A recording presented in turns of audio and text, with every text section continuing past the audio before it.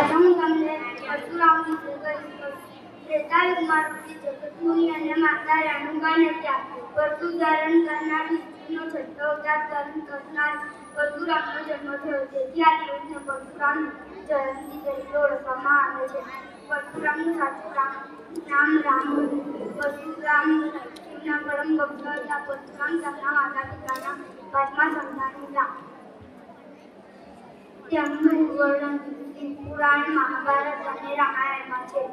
પૃથ્વી પર 7 ચિરંજીવી છે, તેમાં પરશુરામ એક ચિરંજીવી છે. પિતામાં ભીષ્મ, ગુરુ દ્રોણાચાર્ય અને કર્ણના ગુરુ પરશુરામ હતા.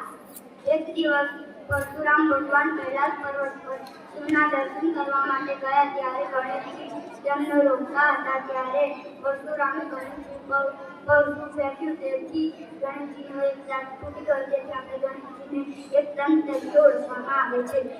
એક દિવસ અર્જુન દત્તાત્રેય ભગવાનની પૂજા કરે છે. તેથી ભગવાન પ્રસન્ન થઈને તેમને 1000 પૂજાઓનું વરદાન આપે છે.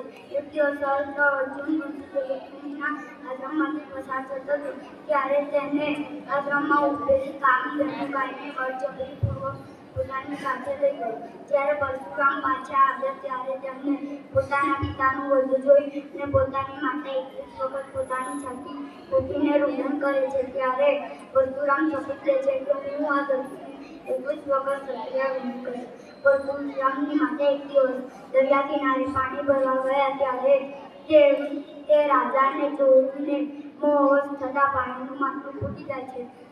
ત્યારે પાણીઓના આશ્રમમાં આવે છે. ત્યારે પરશુરામના પિતાને આ વાતની ખબર પડે છે. ત્યારે પરશુરામના પિતા પોતાના 5 પુત્રોને પોતાની માતાનું શિર વિચ્છેદ કરવાનું કહે છે. ત્યારે બીજા પુત્રો ના પાડે છે. ત્યારે પરશુરામ વિચાર્યા વગર પોતાની માતાનું શિર જુદું પાડી દે છે. ત્યારે પરશુરામના પિતા તેમને વરદાન માંગવાનું કહે છે. ત્યારે પરશુરામ પોતાની માતાનું પુનર્જીવન માંગે છે. ત્યારે પરશુરામના પિતા તેમને પૃથ્વી પર ચિરંજીવ હોવાનું વરદાન આપે છે. જય વંદન.